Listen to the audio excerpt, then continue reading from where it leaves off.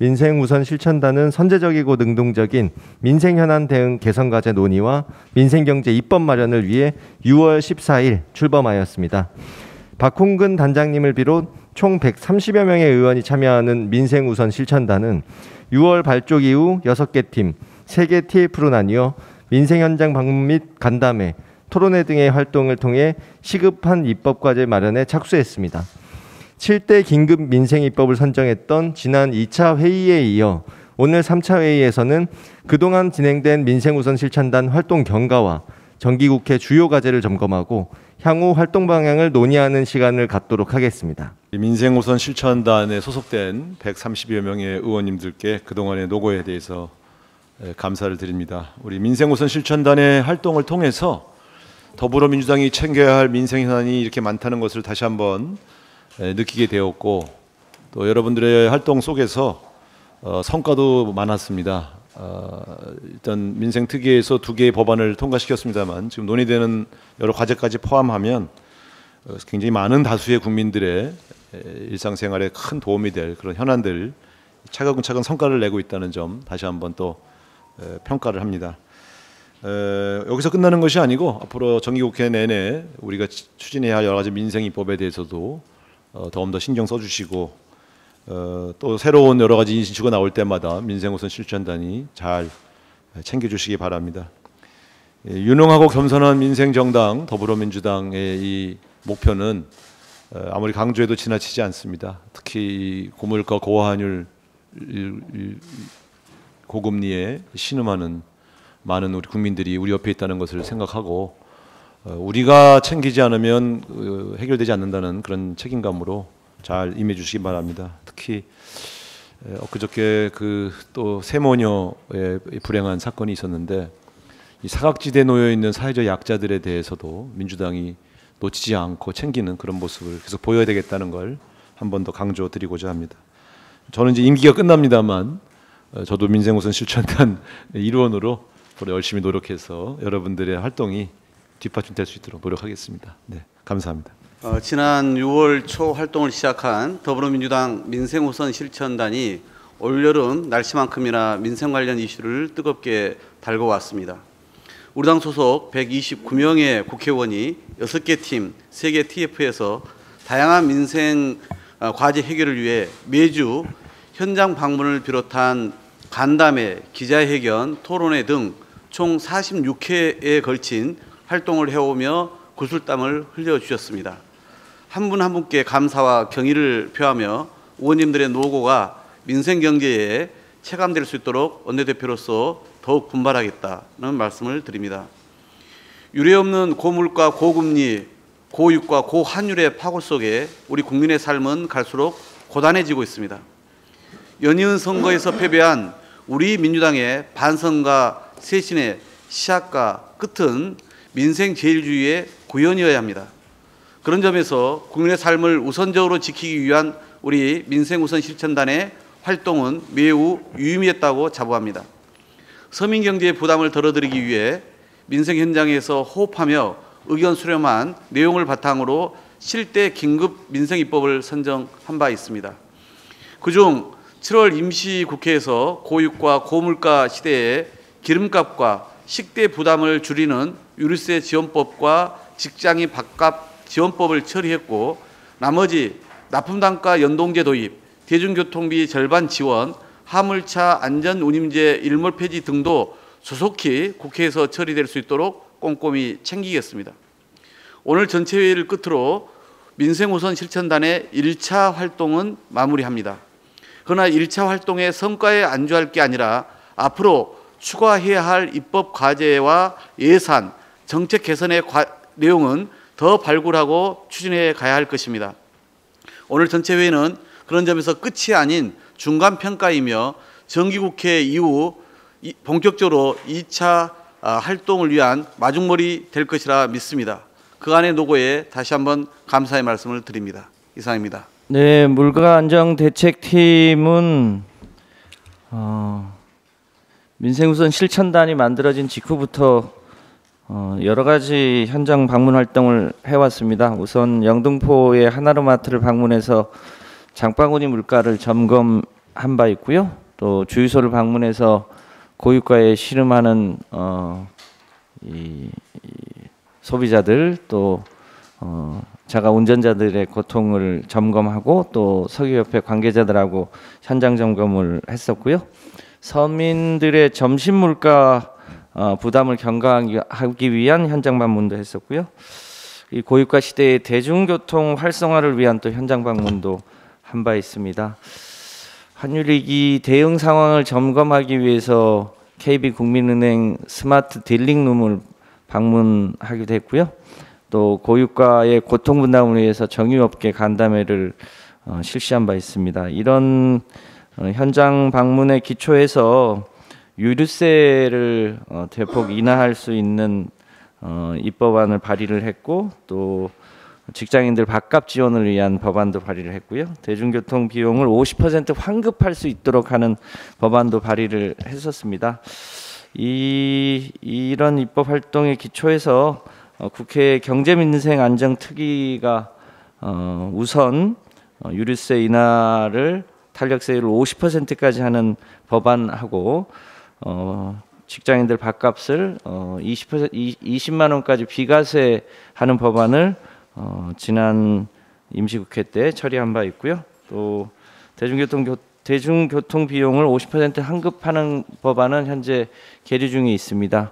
마침 국회의장과 대통령 간에 이 부분에 대해서도 긍정적인 검토가 있었기 때문에 최대한 추가 입법해서 우리 서민들의 대중교통 비용을 더 절약하고 또 한편으로 유류 소비를 근본적으로 줄일 수 있도록 해보려고 합니다.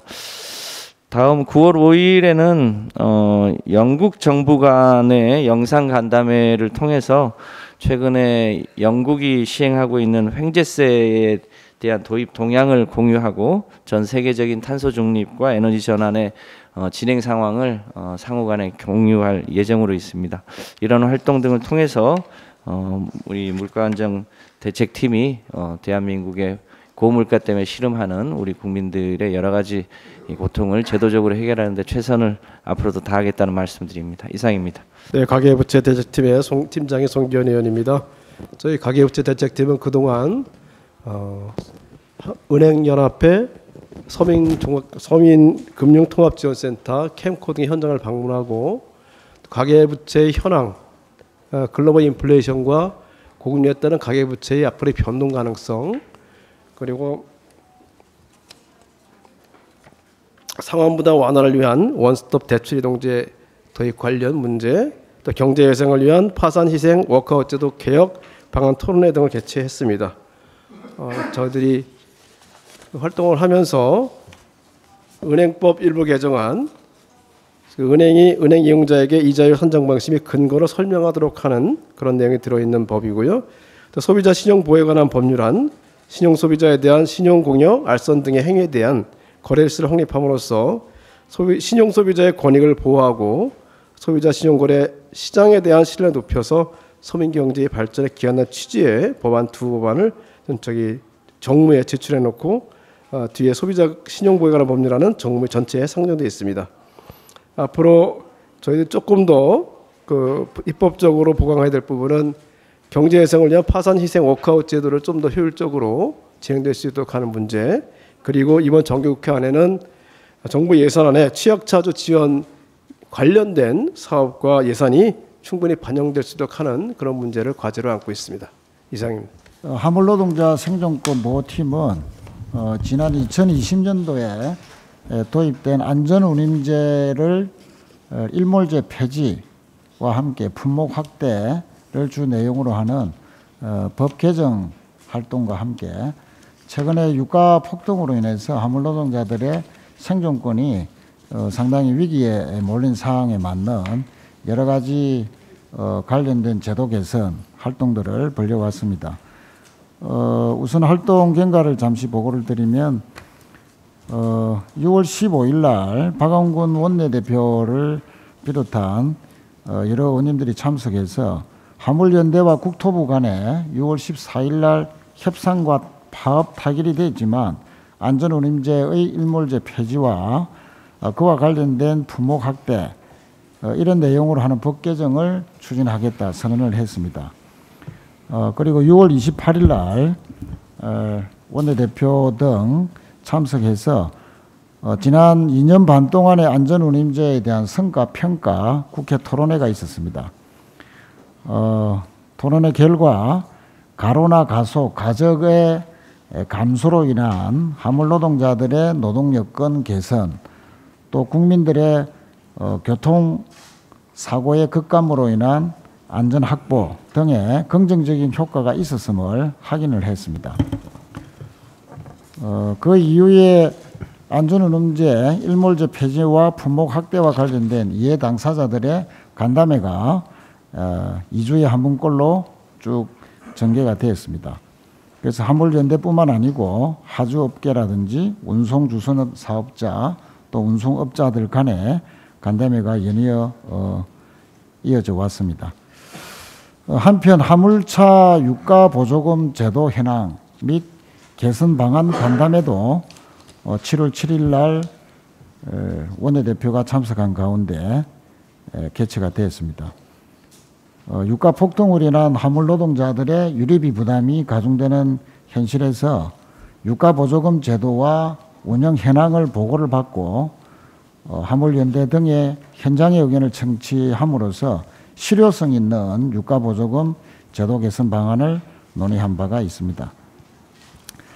앞으로 이와 관련된 과제는 우선 입법 과제로서 화물자동차 운수사업법 개정을 해내려고 열심히 뛰고 있습니다. 특히 국회 민생경제안정특위에서 이러한 내용의 개정안을 여야 합의로 확정 짓고자 노력을 하고 있습니다.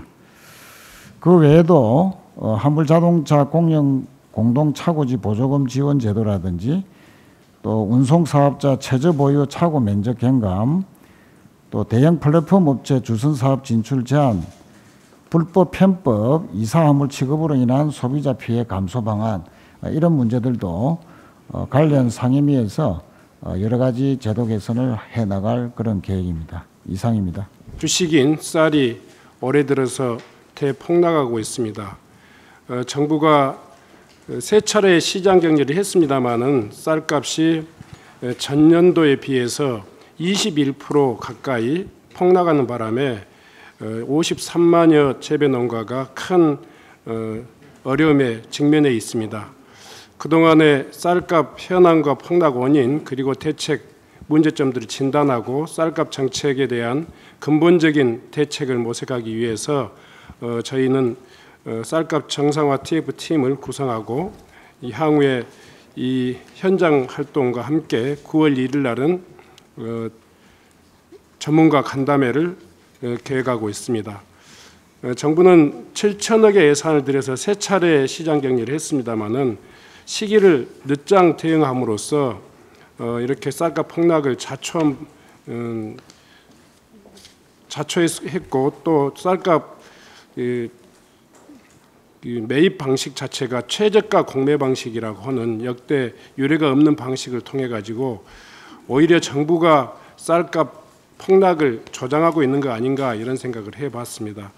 참고로 지난 정부에서는 우리 민주당 정부에서는 쌀값의 선제적인 시장 격리, 그러니까 수확기의 쌀을 시장 격리함으로써 쌀 가격을 제대로 유지 관리해 왔었고요. 또 이 생산 과정에 있어서 생산량을 선제적으로 조정해내는 그런 논해 토작물 재배 방식을 도입하면서 농가 소득의 안정화를 기해 왔습니다. 이러한 지난 정부의 정책과 또 현 정부의 정책을 비교하면서 쌀값이 정상화될 수 있도록 저희 TF에서 적극적으로 노력하겠습니다. 9월 1일 날 국회 본청 원내대표실에서 이와 관련해서 정부와 전문가 초청 간담회 그리고 현장 방문 등을 통해 가지고 정기국회 때는 쌀값 정상화를 위한 입법 개정안을 낼 것이고 또 정상화 추진을 위한 예산 확보를 해서 쌀이 정상적인 가격을 통해 가지고 농민들의 그 경영과 소득이 안정화될 수 있도록 그렇게 하겠습니다. 네, 가상자산 특별대책 TF 팀장 김배욱입니다. 여러분도 아시다시피 가상자산 관련된 투자 규모가 코스피 규모와 맞먹을 정도로 많이 성장을 해 왔습니다.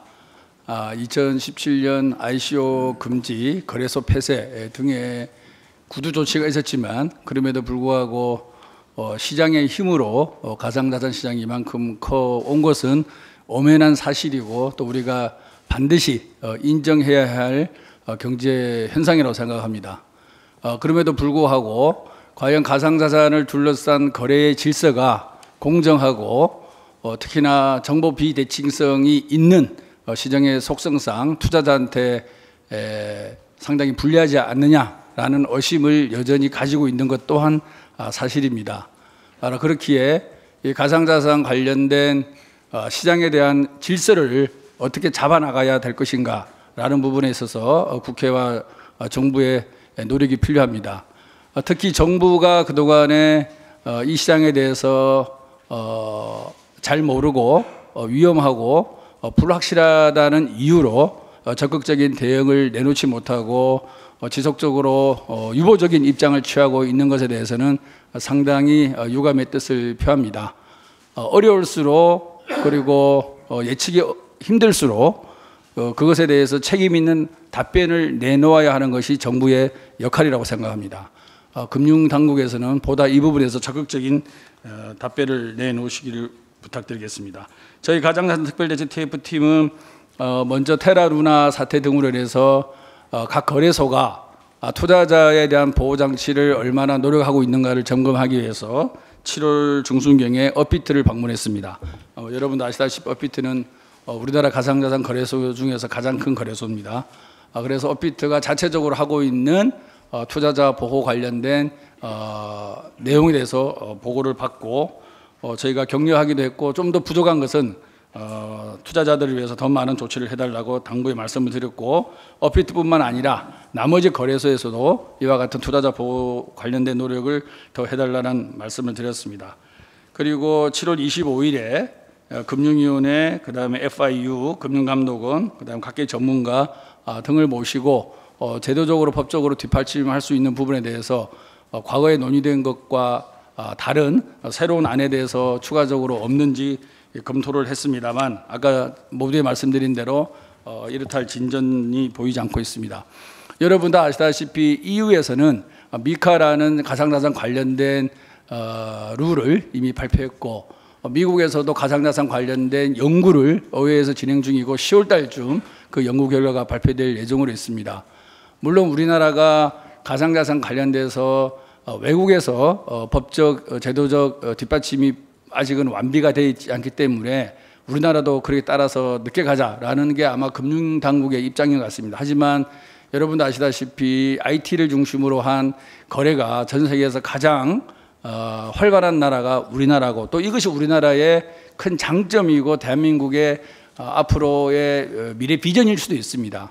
이런 것을 긍정적으로 살펴서 좀 더 전향적으로 적극적으로 긍정적으로 가상자산 관련된 시장을 육성하고 또 이에 따른 부작용이 있다 그러면 반드시 투자자를 보호할 수 있는 그런 관련 법이 만들어지기를 기대하고요.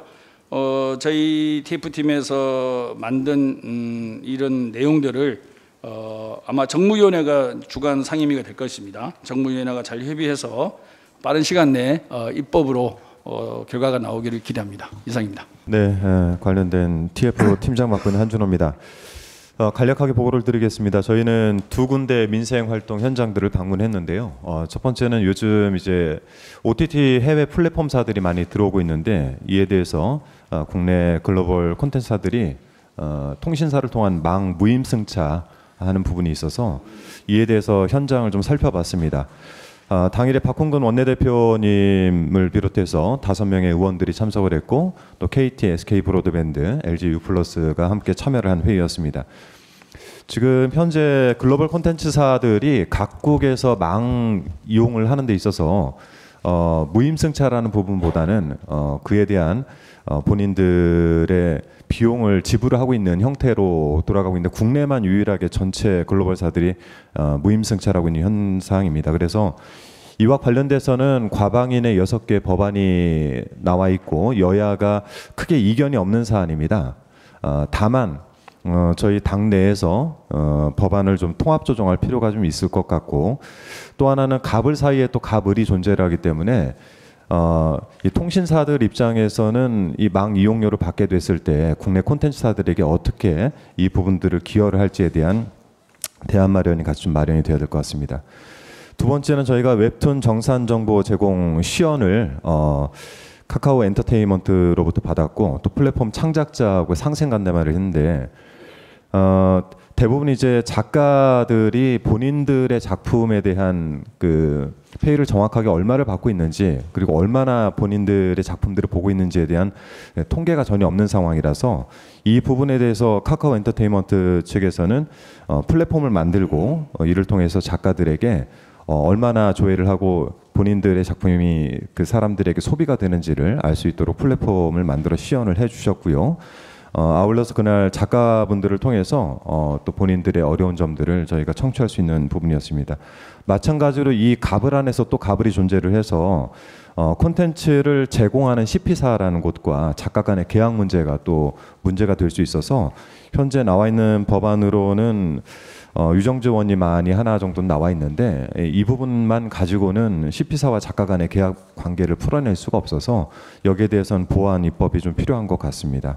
관련돼서는 과방약 문체위에서 후속적인 법안 조치를 할 것 같고요. 특히 그 플랫폼 창작자 관련해 가지고는 지금 공청회까지는 이루어졌는데 이 관련돼서는 더 이상 그 진전이 없는 것 같습니다. 문체위를 통해서 이 부분에 대해서는 조금 더 살펴봐야 될 것 같습니다. 이상입니다. 총 5번의 코로나 피해 현장 간담회와 한 차례의 손실보전금 사각지대 해소 촉구 기자회견 및 소상공인 정책 관련 토론회를 진행했습니다. 곧 있을 정기국회에서 특별금융지원법 등 입법 논의로 재난으로 입은 국민들의 경제적 피해를 치유할 수 있도록 노력할 계획입니다. 장애인 권리 보장팀은 6월 20일 발달 중증 장애인 추모 분향소 방문을 시작으로 총 8분의 현장 방문 및 간담회와 교통약자법, 특수교육법 등 2차례의 법안 발의 기자회견을 진행했습니다. 곧 있을 정기국회에서 민생 현장에서 청취한 국민과 전문가 의견을 바탕으로 장애인 평생교육법, 장애인 탈시설 지원법 등 장애인 권리보장 관련 법안 및 예산을 논의할 계획입니다. 납품단가 연동제 도입팀은 현장 방문 간담회 및 입법 토론회를 거쳤으며 현재 민생특위의 상정 및 계류 중인 납품단가 연동제 관련 법안의 정기국회 내 신속한 통과를 목표로 하고 있습니다. 그동안 민생 현장 곳곳을 누비며 청취한 국민 의견을 바탕으로 정기국회에서도 민생 현안 대응을 위해 노력하는 민생을 먼저 생각하는 더불어민주당이 될 것을 다짐합니다.